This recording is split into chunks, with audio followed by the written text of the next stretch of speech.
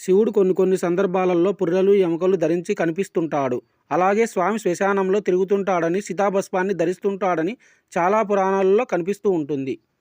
ఇదంతా మంగళ విరుద్ధమైనది కదా అనే భావన చాలా మందిలో కలుగుతూ ఉంటుంది. స్వామి శ్మశానంలో తిరగడం, ఎముకలు పుర్రెలు మాలలుగా ధరించి బూడిద రాసుకొని ఉండటం ఇవన్నీ ఆసూచికి లక్షణాలు. అలాంటి వాటిని ఎందుకు ధరిస్తున్నట్టు అని ప్రశ్నించింది. అప్పుడు పరమేశ్వరుడు భస్మ ఆస్తిధరణ చేస్తూ ఆసూచిగా ఉండటం వెనుక జరిగిన ఓ సంఘటనను వివరించాడు.